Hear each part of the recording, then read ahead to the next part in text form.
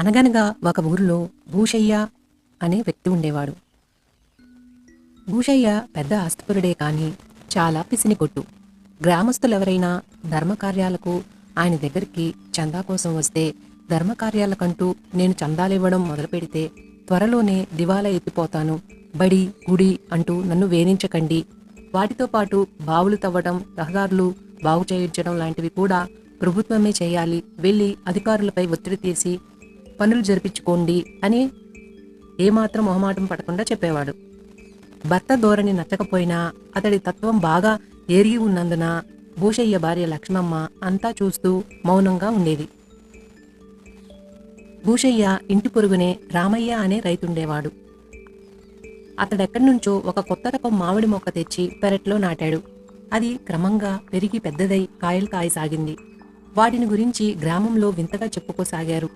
పొరుగింటి పెరట్లో కంటికింపుగా కనిపిస్తున్న మామిడి పండ్లను చూస్తుంటే భూషయ్యకు నోరూరుతుండేది. రామయ్య కొన్ని పండ్లను పంపిస్తాడన్న ఆశతో భూషయ్య ఎదురు చూడసాగాడు. అయితే రామయ్య భూషయ్యకే కాదు, గ్రామంలో ఎవరికీ ఒక్క పండైనా ఇవ్వలేదు. ఈ స్థితిలో ఒక రాత్రివేళ భూషయ్య 13 ఏళ్ల కొడుకు గురునాథం రహస్యంగా పెరటిగోడ దూకి పళ్ళు కోసుకొని ఇంట్లోకి వస్తూ తల్లి లక్ష్మమ్మకు ఎదురుపడ్డాడు. లక్ష్మమ్మ వాణ్ణి పట్టుకొని, వెదవా, ఇదేం పాడుపనిరా అని అడిగింది. అందుకు గురునాథం, అమ్మా, ఇదేం పాడుపని కాదు, ఈ చుట్టుపక్కల ఎక్కడా దొరకని అంత మంచి మామిడి పళ్ళు చెట్లకు వెరగ్గాసిన రామయ్య ఎవరికీ ఒక్క పండైనా ఇవ్వలేదు. ఆయన వట్టి పిసినికొట్టు. ఈ పళ్ళు తినాలని నాన్నకు నోరూరుతున్నది, ఆ సంగతి నాకు తెలుసు అన్నాడు బింకంగా. పక్క గదిలో ఉన్న భూషయ్య కొడుకు జవాబుకు చాలా సంతోషించాడు. కాని లక్ష్మమ్మ కోపంగా, పొరుగింటి రామయ్య తనకున్న దానిలో కొంతైనా ఇతరులకు ఇవ్వడం లేదని నీకు అక్కసుగా ఉన్నదన్నమాట.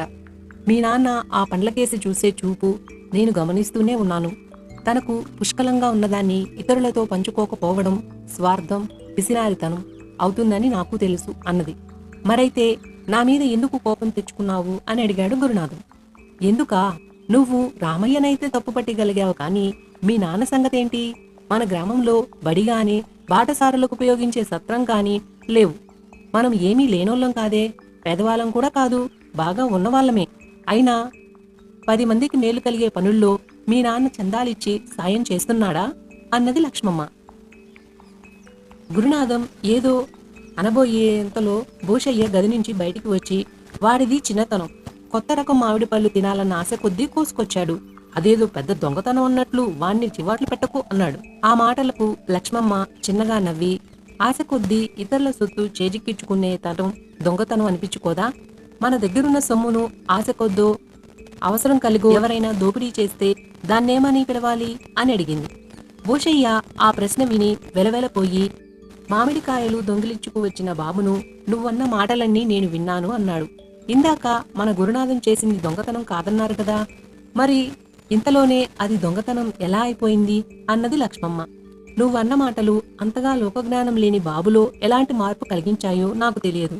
నేను మాత్రం పూర్తిగా మారిపోయాను. ఆ సంగతి రేపటి నుంచే రుజువు చేస్తాను అన్నాడు భూషయ్య. ఆ మర్నాడే అతను గ్రామ ముఖ్యులను కలుసుకొని గ్రామంలో ప్రజోపయోగమైన పనులు జరిపించేందుకు కొంత ధనం ఇచ్చాడు. భూషయ్యలో వచ్చిన ఈ మార్పును గ్రామస్తులంతా చూసి సంతోషించారు. రామయ్య తన పెరట్లో కాసిన మామిడి పండ్లను స్వయంగా తీసుకుపోయి భూషయ్యకిచ్చి, భూషయ్య, మనం ఇరుగు పొరుగు ఇంటి వాళ్ళమన్న సంగతి ఈనాటి వరకు గుర్తుకు రాలేదు సుమా అన్నాడు. ఆ మాటకు భూషయ్యతో పాటు లక్ష్మమ్మ కూడా తృప్తిగా నవ్వింది. ఈ కథలోని నీతి, మన దగ్గర ఉన్న ఏ వస్తువైనా ఇతరులకి దానం చేస్తూ ఉంటే ఎక్కడో నుండి మనకి కావలసిన సహాయం అందుతూ ఉంటుంది.